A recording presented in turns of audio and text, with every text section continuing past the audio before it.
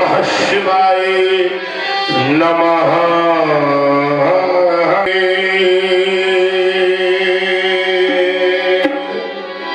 सौराष्ट्र देशे विशदे तीरम में ज्योतिर्मयम् चंद्रकलावतंशम् भक्ति प्रदानाय कृपावतीर्णतम् श्री सोमनाथम् शरणं प्रपद्ये। श्री श्याम अकाल मृत्योर परिरक्षणार्थम वंदे। अरे या नई उठी चिकारे क्या किसी के चित्त का संताप टूटा बच्चे जैसा। ये भयानक शब्द कैसा, ये अचानक शब्द कैसा। हे भक्तों के भोले साल, हे कालों के भी महाकाल, फुंकार ज्वाल फुंकार भाल, फुम फुम फुम भरकत भरेश, जय महाशक्तिशाली महेश। आशुतोष, कोई आपत्ति आई क्या? धराधाम में क्या जीव व्याकुल हो रहे हैं? क्या कोई महामारी आई अथवा क्या कोई आपत्ति आई? अगर कुछ ऐसा भी है तो भेजो भैरव या भूतों को। मेरा ध्यान अपने चरणों से क्यों हटा रहे हो? आप कितने गढ़ है, भेजो भैरव या भूतों को, रणचंडी शबर सपूतों को। अरे आशुतोष, भेजो खड़मुख और चाहे भेजो गणेश, जय महाशक्तिशाली महेश। देखो ना, देखो देखो, ये रणचंडी कितनी प्यासी है, छाई सर्वत्वदाशी है, इनमें भदो वाणी विशेष। जय महाशक्तिशाली महेश, जय महाशक्तिशाली महेश, जय महा। से हटा आशुतोष तो सहसा मेरे अस्त्र की ओर आ गया। देखो क्या ये वही पर्वत खड़ाए जिनके कड़कड़ से केवल एक ध्वनि आती थी, राम धैर्य धारण करो, शांति धारण करो। आज मानो कर्म कर ये कह रहे हैं शांति नहीं, कर्म प्रदेश पर बार बार संदेश आ रहा है, क्रांति परस्पर क्रांति। बरस कहाँ चली कहाँ चली, अरे क्या मयूर मुग्ध नृत्य आज ना दिखाएगा,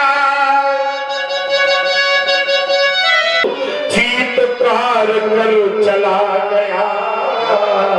क्या प्रभात रात को न भैरवी सुनाएगा, क्या प्रभात रात को न नाथ सुनाता सुंदर। अरे बन बन बन बन बनता का फिर पशवनी वसुंधरा में जन्मा कौन वीरवा का।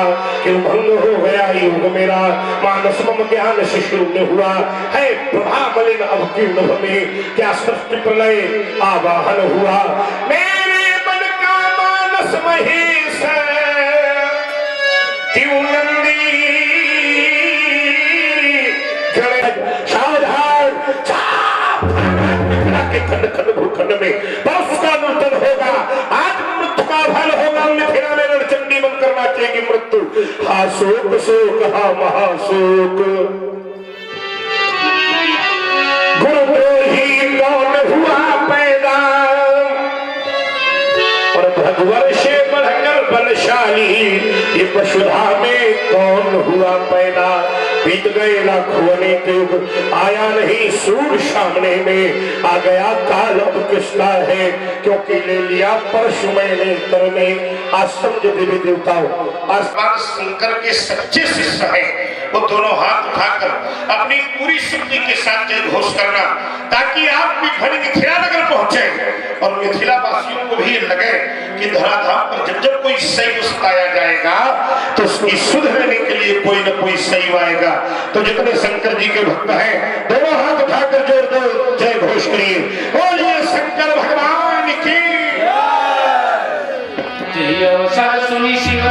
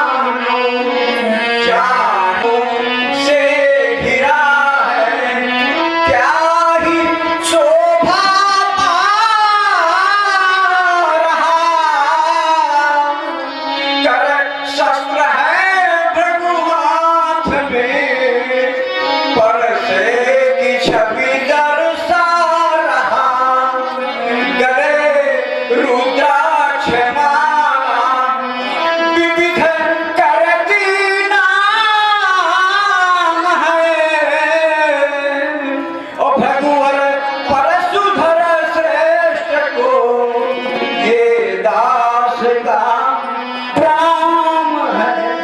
हाथों के अमल कमल पार पंक्तियों में ये सेवक का प्रणाम स्वीकार है। बहुत सुंदर।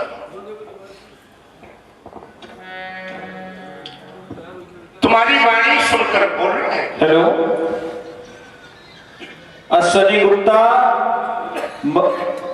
नीरज गुप्ता, पंकज गुप्ता और दीपक गुप्ता, सभी लोग आप आए, मंच पे उपस्थित हो आकर के शीघ्र।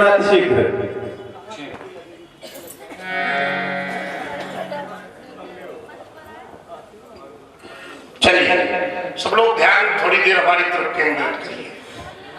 अगर ये मिथिला नगर है तो इस नगर की विशेषता मैंने इस ग्रंथ में अरे सुभगे सुचि संता और धर्मशील ज्ञानी गुण, धर्मशील ज्ञानी गुणवंता।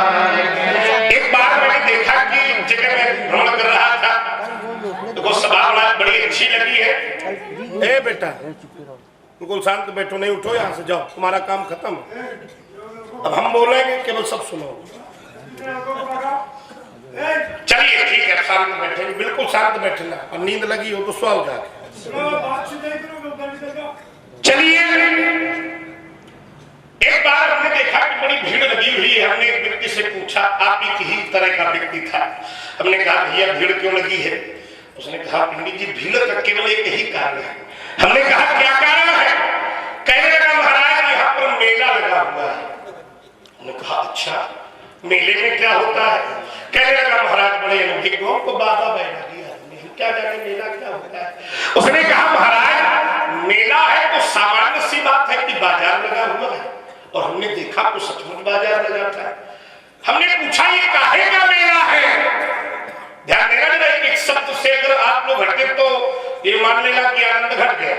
हमारे शब्द आपका ध्यान बराबर आनंद, ठीक।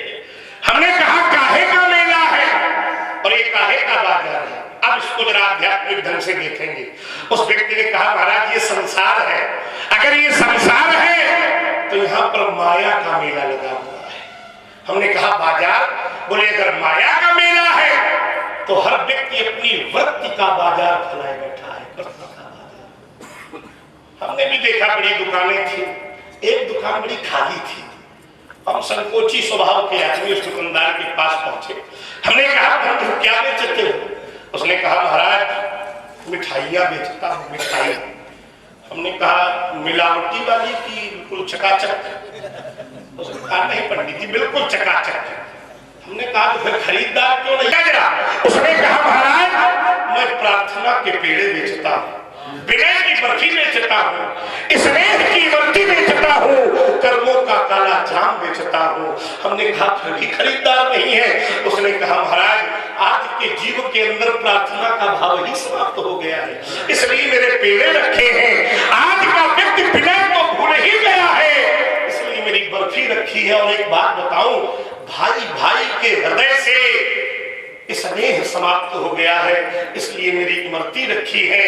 और आज का हर व्यक्ति बिना कर्म किए ही फल के लिए हाथ फैलाए कर बैठा है, इसलिए मेरे काला जाम रखिएगा। तो मैंने कहा कि फिर आज का व्यक्ति खाना क्या चाहता है? अब ध्यान देना जरा, अब इसको आधुनिकता से ध्यान दें। मैंने कहा कि आज का व्यक्ति खाना क्या चाहता है? उसने कहा महाराज आज का हर व्यक्ति स्वतंत्रता का समोसा खाना चाहता है। अब देखना जरा, साहित्यिक प्रेमी लोग ध्यान देंगे जो साहित्य से बड़ा स्नेह रखते हैं। मैंने जब माया के मेले पर दृष्टि डाली तो सचमुच देखा कि ठगों की ठिलिया के पास दरिद्रता के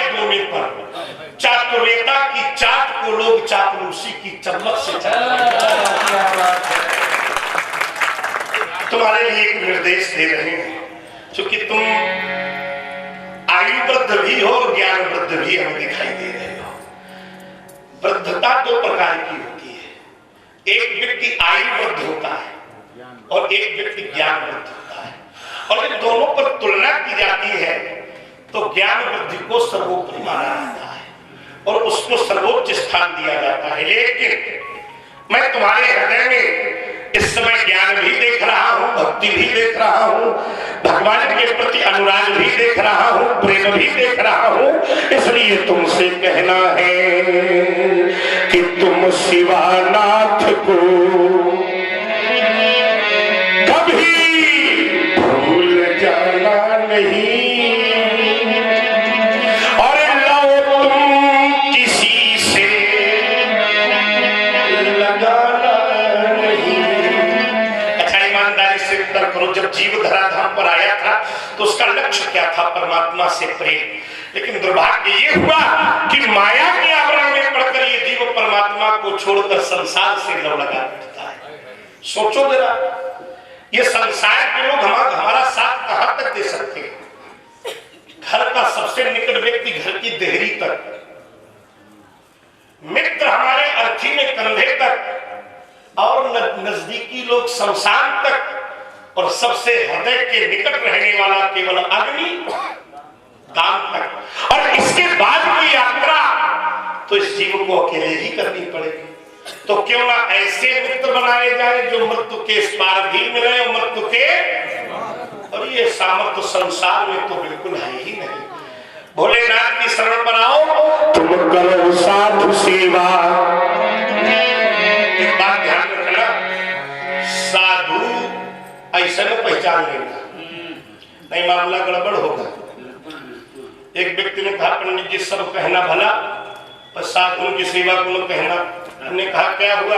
अरे बोले पंडित जी बड़ी श्रद्धा भाव से मैं पूजा करता था एक बाबा जी की। हमने कहा अब क्या? वो कभी साधु नहीं होता। क्या बात? क्योंकि साधु चरित्र शुभ चरित्र तो चरित्र का विषय है। अगर चरित्रवान साधु मिले और उसका चरित्र कैसा होना चाहिए, तो श्रीमद् भागवत महापुराण के 33 स्कंद में माता देवहूति से भगवान कपिल कहते हैं, वो 5 लक्षण बताए हैं, कभी जो है उसको आप देखिए। तो तुम करो साधु सेवा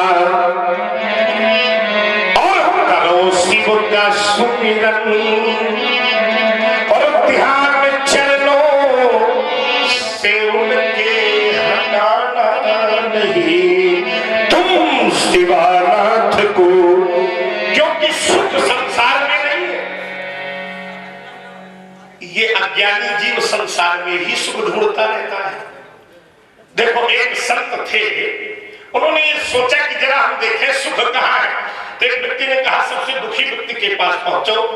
तो दीन कहे, दीन के पास पहुंचे, तुम सुखी हो? दीन ने कहा नहीं भैया हम सुखी नहीं है। दीन कहे, कुछ नवीन सुना, धनवान सुखी। दीन व्यक्ति कहने लगा हम कहाँ सुखी है भैया, मांग मांग के खाते हैं, धनवान सुखी है।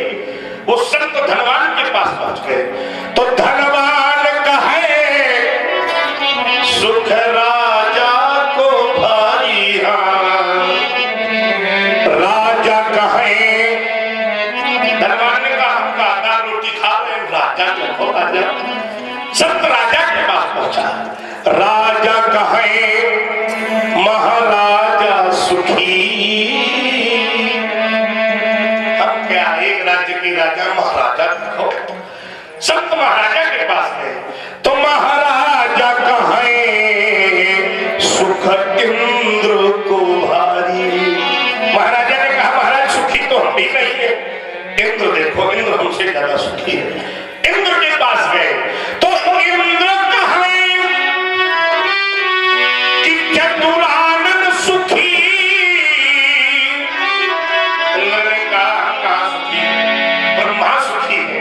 और ब्रह्मा के पास जब संत पहुंचे तो चतुरानन कहे। तो इसका अनुसरण व्यक्ति को करना चाहिए। हमने देखा है बिगड़ते हुए समाज को है और बिखरते हुए समाज को तो आप हमारी भी भोलेनाथ से स्वरूप से यही प्रार्थना है कि जो प्रेम आज है आपके पूरे जीवन काल में, बच्चों के पूरे जीवन काल में ऐसा ही प्रेम परस्पर बना रहे। उसका एक कारण, क्योंकि आप अपने व्यक्तिगत कार्यों को भी राम कार्य में सम्मिलित कर लेते हैं। हमने देखा है किसी का जन्मदिन हुआ तो कहो इतना धन खर्चा कर दे कि पूरा, और भगवान के नाम पे कुछ नहीं, समस्या है ना। लेकिन वो लोग ही भगवान के सच्चे भक्त होते हैं। बिल्कुल। और किसी सत्य के सानिध्य को पा गए। आपसे हमारा कोई परिचय नहीं है, लेकिन फिर भी हृदय कहता है कि सत्य के सानिध्य के बाद ही इनके ऊपर भगवंत की कृपा हो। क्या बात है ना। तो ये स्वरूप से हमारे निकल रहा है। और हमने तो ये जाना है कि जब ज्ञान की गंगा बह निकले तो नदियों का स्नान मिले न मिले। अच्छा ईमानदारी से करो, अगर गंगा नदी में स्नान मिल जाए तो फिर अन्य नदी मिले चाहे न मिले कोई आवश्यकता नहीं। और भी एक विशेषता है, देखिए इसको समझिए थोड़ा सा, आप लोग भी समझिए। हर नदी बहती है, उद्गम पहाड़ होता है, अंतिम गंतव्य कौन सा होता है। जैसे इस जीव का उद्गम जन्म है और अंतिम गंतव्य मृत्यु है। जन्म हुआ तो यात्रा प्रारंभ हुई, मृत्यु हुई तो यात्रा समाप्त होती। इसी प्रकार नदियों का उद्गम स्थान पहाड़, तो अंतिम गंतव्य सागर। क्या बात है। अच्छा एक बात और बताओ, सभी लोग बैठे हो, क्योंकि यहाँ की समाज से अच्छा सुनने वाला कहीं दूसरी जगह हो ही नहीं सकता। विचार करिए, सागर में जब नदियां मिलती है तो लोग कहते हैं भाई ये तो सागर है, न जाने कितनी नदियां इसमें, नदी का कोई अस्तित्व नहीं होता। लेकिन भाग्यशाली हो क्योंकि गंगा का सानिध्य मिला है आप लोगों को। जब गंगा नदी सागर के पास जाती है तो अपना अस्तित्व नहीं छोड़ती, सागर के हृदय में भी अपना अस्तित्व छोड़ाती है। और जहां गंगा और सागर का मिलन होता है उस स्थान को ही हम लोग गंगा सागर के नाम से, तभी तो हम कहा करते हैं कि हर तीर्थ बार बार गंगा सागर एक बार। और आपके हृदय में ज्ञान की गंगा प्रभावित हो रही है। जब ज्ञान की गंगा बहे तो फिर उपवन के फूल मिले न मिले, फिर बगीचे वाले मिले चाहे। अरे सर्वत्र समाना और प्रेम ते प्रकट होई मैं, तो संतोष का धन जब मिल ही गया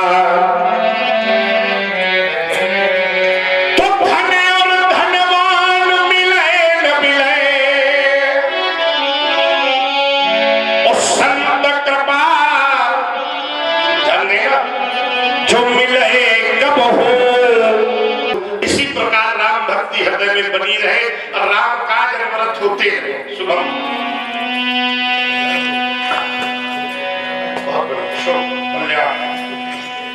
जनक बखारी आए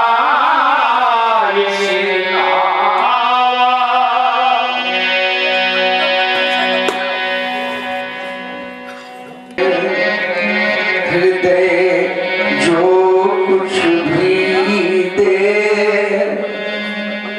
वो प्राण नहीं मांगे, मांगू केवल शक्ति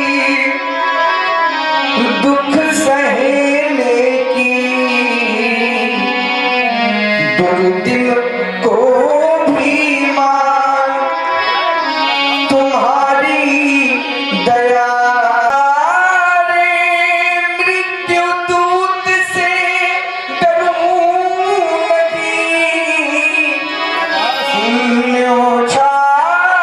से तुम्हें संबोधित किया।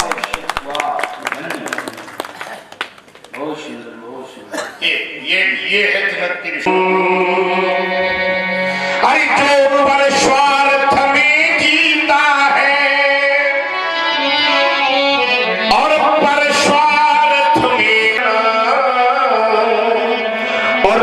उसकी हर बोली गीता। कल्पना, ध्यान देना, कल्पना ये किसी निर्माण से कम नहीं है। अगर जीवन में कल्पना न होती तो क्या कोई निर्माण संभव था? ये किसी निर्माण से कम नहीं है।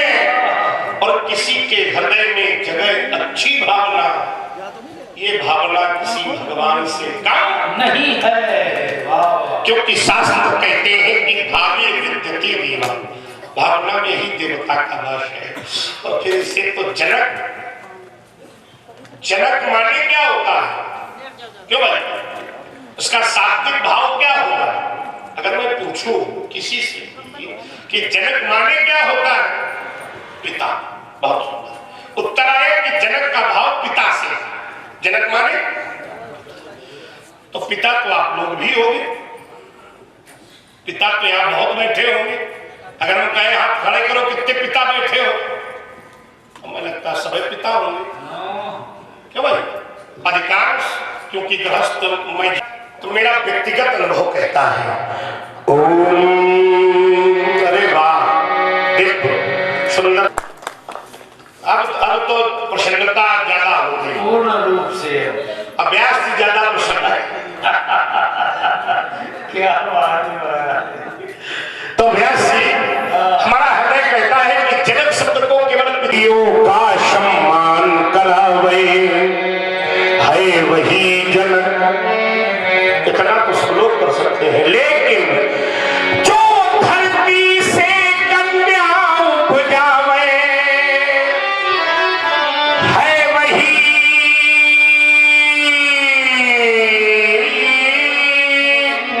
जनक। और जो घर बैठे भगवान बुलावे है वही, जिसमें इतनी सामर्थ्य हो घर बैठे भगवान को आहूत कर ले, उसका नाम जनक। तुम्हारे लिए एक निर्देश है, फिर आए अगर व्यवधान कभी, उन व्यवधानों से तुम मत डरना। और डर गए ना तो शास्त्र कहते हैं कि क्या सूराज प्रिय प्रजा दुखारी, अरे सोनी पर अवसन रख अधिक। उन व्यवधानों से तुम मत डरना। जब ऐसा करोगे हे राजन, तो तुम्हारे यश के फूल खिलेंगे, तुम्हारे यश के फूल खिलेंगे। और है आशीष हमारा तुमको कि तुम है घर बैठे भगवान। वाह, लग रहा है कि तुम्हारी ही विद्या है जनक। आज तुम्हारी बेटी को देख करके ऐसा लग रहा है, ईमानदारी से अगर उत्तर करूं तो ऐसा लग रहा है जैसे स्वयं मां लहलहा रही है तुम्हारी बेटी पर, हृदय प्रसन्न हो गया।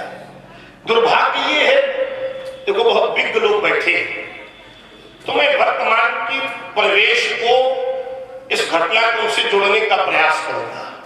दुर्भाग्य ये है कि आज की देवी भारतीय संस्कृति को निम्न संस्कृति ने कहा, महाराज आखिर है क्या आपकी भारतीय संस्कृति और सभ्यता में? हमने कहा बहुत अच्छी है। तो उसने कहा कि अगर बहुत अच्छी है तो आपके देश में फिर पाश्चात्य हावी क्यों हो रहा है? हमने कहा यही दुर्भाग्य है, क्योंकि छिन्न भिन्न परिच्छिन्न परिधानों को पहन करके अंदर प्रदर्शन की जो भावना बह निकली है, वो कहीं न कहीं भारतीय संस्कृति का नाश कर रही है।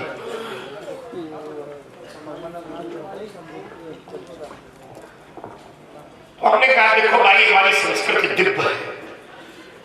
उसने कहा ऐसा क्या है? मैंने कहा जिस दिन मेरे देश की नारी सांस्कृतिक प्रवेश पर आकर खड़ी हो जाएगी तो तेरे जैसा नास्तिक व्यक्ति भी उसके मस्तक पर अपना, अब उसके चरणों पर अपना मस्तक रख देगा। उसने कहा ऐसा क्या है? मैंने कहा जिस दिन मेरे देश की वास्तविक देवी होगी तो उसके तन पर साधना की साड़ी पड़ी होगी, दया का पट्टा ओढ़ा होगा, आंखों में करुणा का काजल लगा होगा, अब इक्तदा की पायल होगी, कर्मों का कर्णफूल होगा, मानवता की मांग पर शीतलता का सिंदूर भरा होगा, और हंसमुखता के होठ पर अगर लाल की लाली लगी होगी तो नारी का संपूर्ण जीवन सुपूजित और सुंदर। तो विचार करना, आज हमारी देवी को देखकर लगा जैसे साक्षात माता गौरा, माता लक्ष्मी, माता गंगा शील लहराती, और कौन बालिका यह चली आ रही, देखो देखो देखो यह मंद मंद मुसल। एक गुप्त बात लंकेश विनाश बताती है, और देखता हूं दूसरी रेखा तो उमा रमा, यह बालिका कौन, इसका पूर्ण परिचय हमें प्राप्त करा। भगवान बालिका का परिचय, मैं चला रानी चली, अरे मुनि मंडली संग में चली, ऐसा क्या हो गया था? युगल वृषभों को सजा कर, अरे वाह, ये प्रजा बन दर्शक चली, वाह, देश मिथिला दिशा दक्षिण, कौन सी दिशा थी दक्षिण में? क्षेत्र था तुंगड़ी कपावन, वाह, भूमि शोधन कर रहा था, अरे वाह, यज्ञ का संकल्प,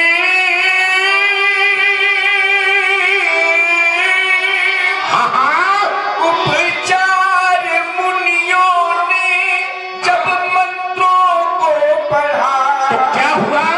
तब मैं सुनैना संग पकड़ कर, ये तुम्हारा अपना भाव है, बहुत बढ़िया।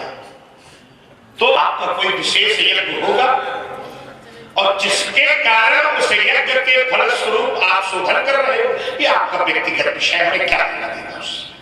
लेकिन बिटिया तुम्हारी बड़ी कृपा है, तुमने इसका नाम सीता बताया, आप लोगों ने विचार किया होगा और अनुभव कर रहे हो। देखो भाई व्यास जी, राजा जनक कभी हमको प्रसन्न नहीं दिखाई दी है, क्योंकि हमने कहा ना कि रानी बनो, तो जनक सोच रहा होगा कि रानी तो बिटिया हमारी बनेगी ही, रानी तो हमारी बिटिया बनेगी, क्योंकि हम राजा हैं, और जिस घर में जाएगी किसी राजा की ही पत्नी बनेगी, तो रानी तो स्वयं बनेगी। लेकिन अगर कोई महारानी बन जाए तो ये विशेषता है, क्योंकि इस समय राजा एक विवाह नहीं करते, कई विवाह करते, और जो रानी उसकी सर्वाधिक प्रिय होगी उसी को महारानी, ऐसा ही तो है। चलो बहुत बढ़िया, चलिए हम अपना व्यक्तिगत भाव जोड़ रहे हैं इस पर। वो इसको भेद स्वरूप केवल एक ही वचन देगा, हमारा आशीर्वाद है, वो वचन यह देगा कि मैं तुम्हारे अतिरिक्त अब कभी दूसरा विवाह करूंगा ही नहीं, एक नारी व्रत का ही अनुसरण करूंगा, और तुम्हारे बेटी का जो पति होगा संसार एक दिन उसका अनुसरण करेगा, और समाज से तो विवाह की प्रथा ही समाप्त हो जाएगी। इसलिए अरे सुबह की सुबह कहानी बनोहा राज रानी बनो महारानी हो, विश्व की पूर्ति हो, तुम धरा मूर्ति हो, विश्व की पूर्ति हो, साधना शक्ति हो, भावना भक्ति हो, साधना शक्ति हो और भावना भक्ति हो, हरि गुण की खानी बनो, दया दानी बनो, और इसे धरा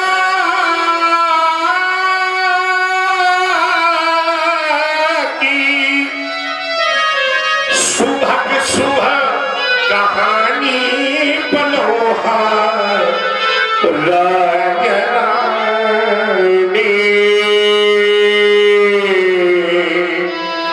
शुभमस्तु।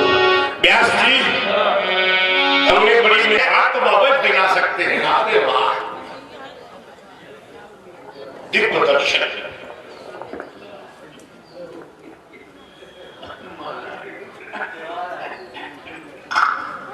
संत का दर्शन निश्चित रूप से भगवान की कृपा का ही प्रमाण होता है। और सब कुछ होता हाँ, इस समय तो कुशलता है, होनी भी चाहिए। चलिए, ये हमारे बाबा है और मैं इनका नाती। क्यों? क्योंकि इनकी बड़ी बहन सत्यवती हमारे बाबा ऋचिक को ब्याही गई थी। इस नाते हमारे पिताजी इनके भांजे हुए और हम इनके भांजे के बेटे हुए। बाबा ने हमको बड़ा आनंद दिया, शस्त्र दिए, शास्त्र दिए, विज्ञान की अनूठी पहलियों को सुलझाने के लिए वैज्ञानिक सिद्धांत। विश्वामित्र महामित्र भेंट करो जरा। बालो, ये महामहिम परशुराम जी है, इनको शिष्टाचार करो।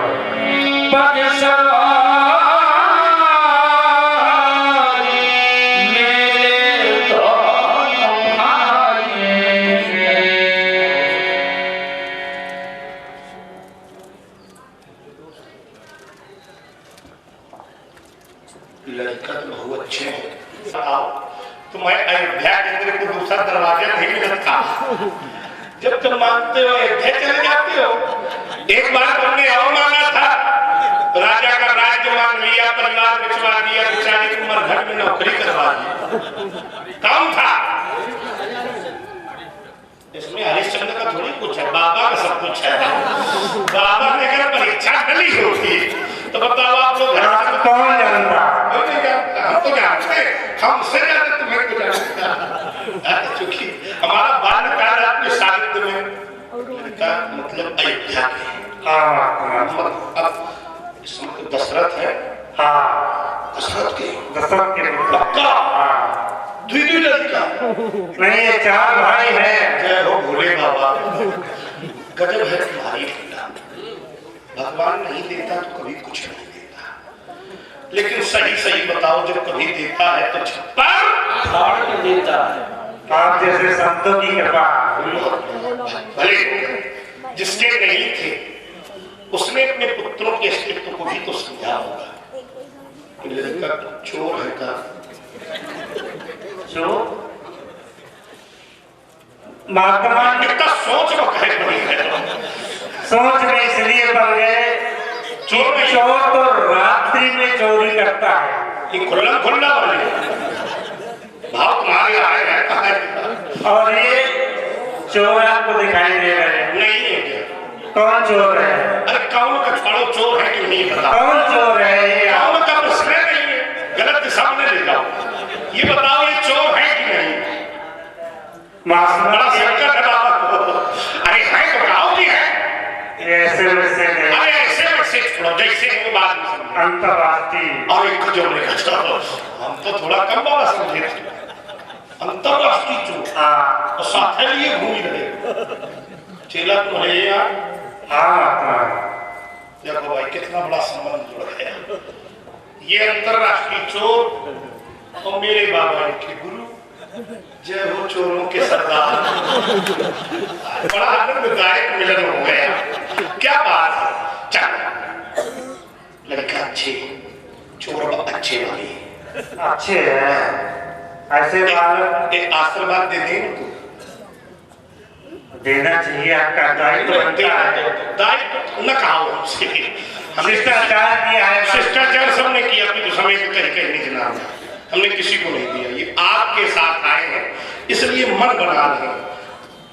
कान धर लाओ, ऐसा तो नहीं होगा कि हमारा आशीर्वाद पाके कोनो में से ताल ठोकने लगे। अरे बड़े शिष्ट बालक है। पक्का?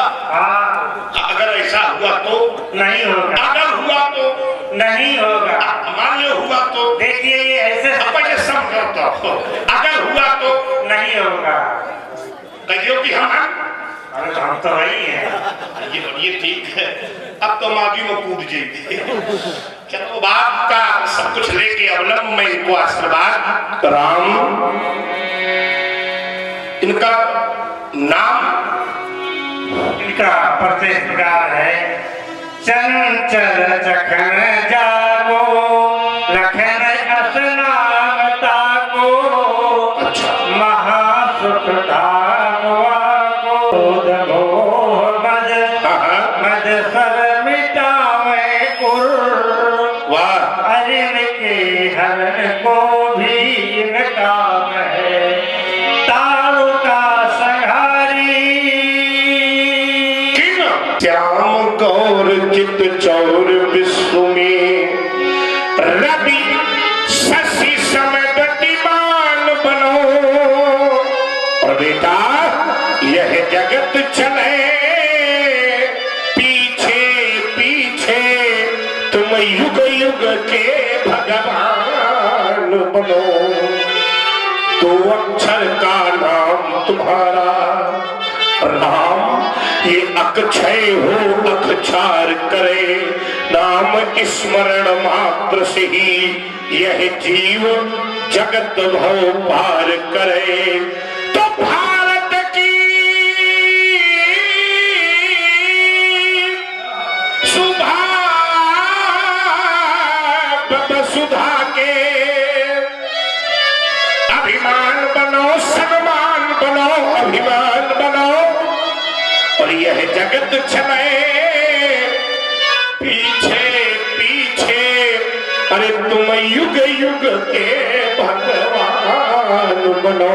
अरे लखन लखो जो भी लखना हो, हमने तो वरदान दे दिया। फिर देखो ना, ये गाधी तनय के संग आए हो, इस जीवन का जब दान दे दिया। याद रखना कुमार, साधु की सेवा शिव का सुमिरन, सर्वभूत पर दया रखना। विष समान तुम जान मान कर, तप कपट माया को तजना। तब शीतल सहज सुजान जान कर, इस जीवन का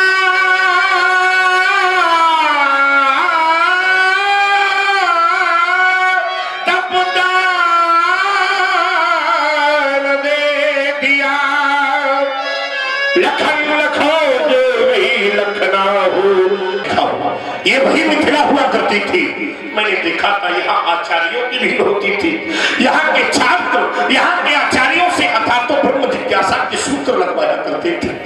आज न तो आचार्य दिखाई दे रहे हैं इतनी बड़ी सभा में, न तो छात्र दिखाई दे रहे हैं। केवल महिपाल, इतने महिपाल आज से पहले मिथिला में नहीं देखे। कोई आयोजन करवा दे, कैसा विदेही आयोजन, कैसा भीषण। यही कारण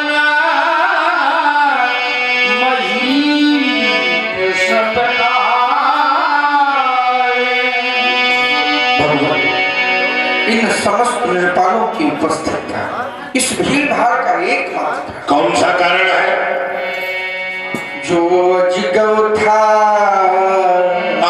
गुरु शंकर का, था महाशक्ति प्रलयंकर का, जिसमें अब तक थी छिपी हुई भीषण दैत्यों की भव्यहार। सीता वैवाहिक संस्कार, सीता वैवाहिक संस्कार। सीता के विवाह का और धनुष का क्या संबंध? था वही मेरे संरक्षण में, सीता अनन्य थी भक्तन में। दृढ़ दबा हुआ नीचे देखा, तो धन उठाई दीन्हा निकाल। क्या कह रहे हो? जब मैंने सफेद दृश्य लखा, क्या किया तूने? मेरा अमित विचार बना, थोड़ा वहाँ छोड़ धन बल दे प्रकार अंतिम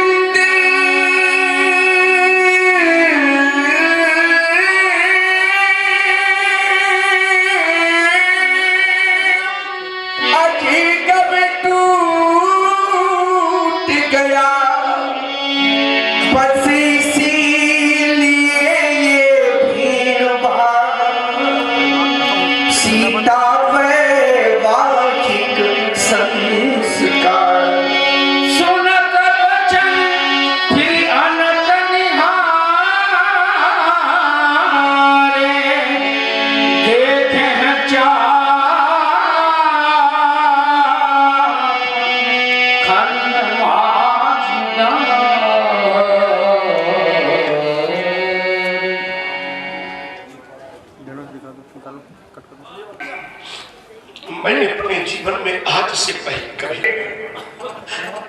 भगवान शंकर के बाम हस्त में मेरा दिल देखा, के हाथों में खेलते हुए देखा हो, जिसे मैंने जन्म की रंगशाला में पूजित आप खंड महिलाएं। मैंने तो यह सुना था जब किसी अज्ञानी के घर में भी कोई मरता है ना तो मूर्ख से मूर्ख व्यक्ति सैया सजाकर ससम्मान उसको विदा करता है।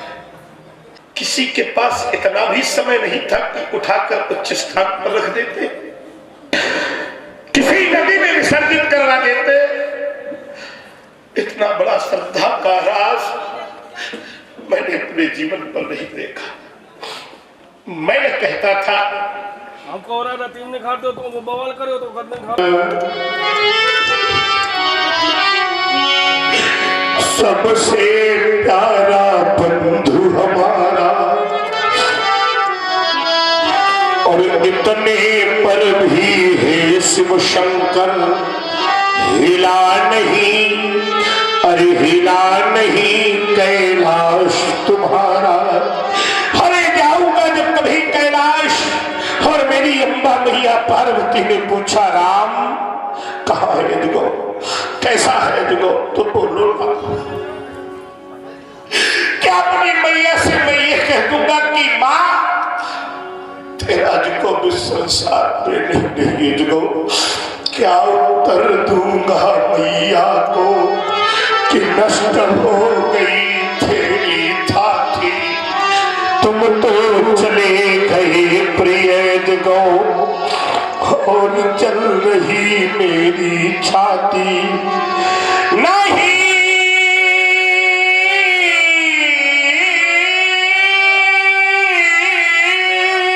सहन होता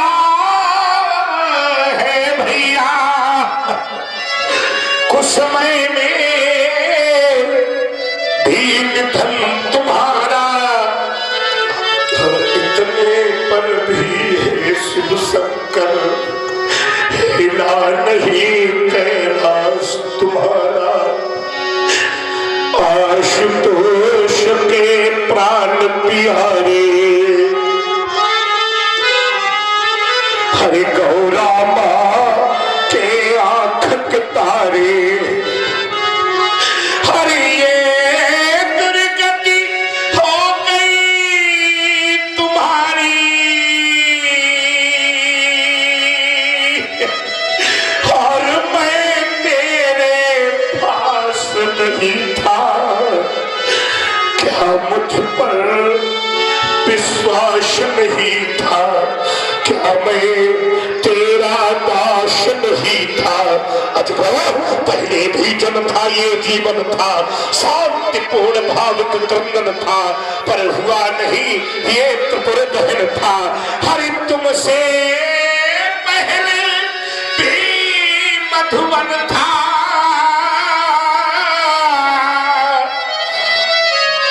पर हंसता हुआ मधुमास नहीं था। क्या मुझ पर विश्वास नहीं था, क्या मैं तेरा दास नहीं था। अंतिम प्रणाम मत करो, शयन करो। आज नहीं छोड़ा जाएगा वो कोई भी चित्र महिपाल, नहीं छोड़ा जाएगा आज कोई भी राजा, और नहीं छोड़ा जाएगा आज सबसे पहले राजा। कैसे, किस रूप में?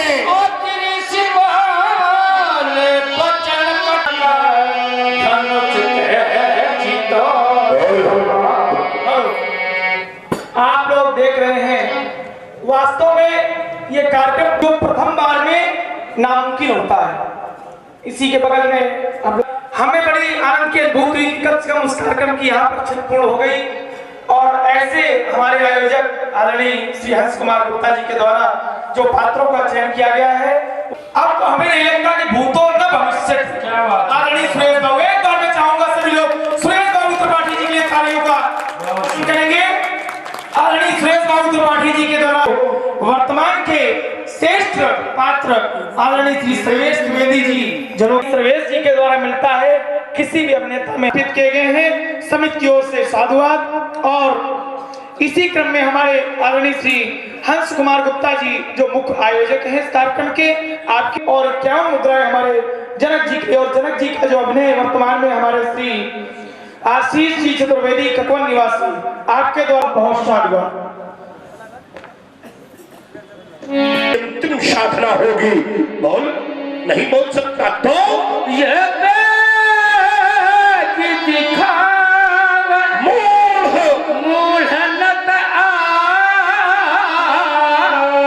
अगर नहीं बोल तब की मही को पलट दूंगा। सर्वनाश, सर्वनाश। कुटिल भूप हर्षे मान माजे, सब है दिलों के लोगी भी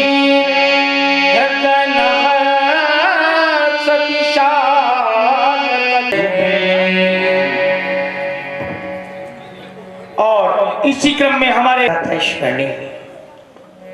जगत वंदनी क्षमा के स्वरूप पृथ्वी की तरह धैर्य धारण करने वाले, सूर्य की तरह प्रतिभा रखने वाले, हे प्रभु, शिव के पावन आयुध को 2 खंडों में परिवर्तित करने वाला कौन है? आपके श्री चरणों का कोई दास होगा? असंभव प्रभु। राम ना धन भर जनिहारा होइए क्यों एक दास तुम्हारा। नहीं हो सकता राम।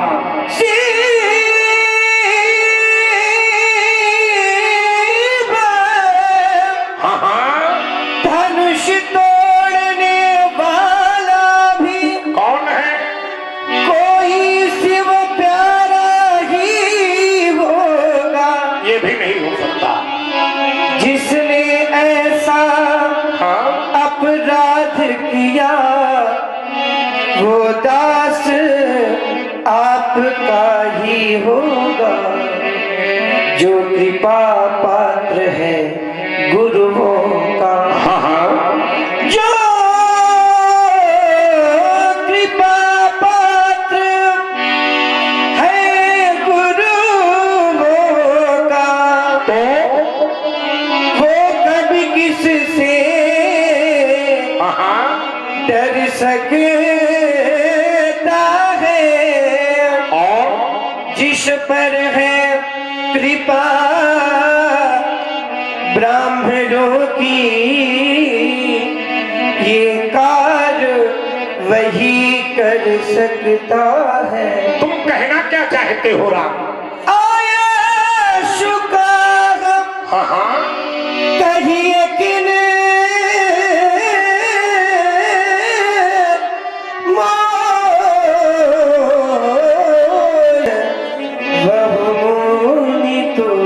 देखो राम, तुम उसे सेवक और दास, लेकिन मैंने अभी अभी देखा है, सुनत बचन फिर अनंत निहारे और देखे चाप खंड मही। तो मेरी दृष्टि इस कृत्य को देखकर उसे सेवक और दास स्वीकार नहीं हुई। बहुत सीधी बात है। राम की दृष्टि जब देखे हुए खन्नों को देखती है, पड़े हुए खन्नों को, तो अपराधी मान बैठती है। लेकिन मैंने सुना है कि रामवाणी कभी मिथ्या। सबते सेवक धर्म, कई धर्म है, कोई एक छोटा सा धर्म करे हमारे प्रति, वो सेवक का हमारे प्रति कोई एक धर्म का निर्वहन कर दे तो मैं उसे सेवक मान लूं, क्योंकि सेवक सो जो जो करे सेवक का धर्म का अनुपालन करे, और नहीं है तो फिर आज करनी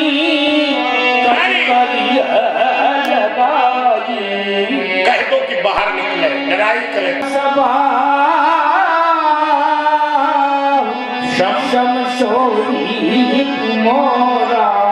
बेटा राम, एक बात मैं तुम्हें बता दूं, जिसने भी भगवान शंकर के पुनीत आहित का खंडन किया है वो मेरा सामान्य शत्रु नहीं हो सकता, वह तो मेरा उत्तम कोटि का शत्रु है। कैसा? जैसा किसी कालखंड में शास्त्राबाहु अर्जुन हुआ करता था। और एक गुप्त बात बता दूं, अगर आज वो मिथिला में मुझे नहीं मिला तो मिथिला में क्या क्या हो जाएगा, शायद इसकी परिकल्पना किसी ने नहीं की होगी।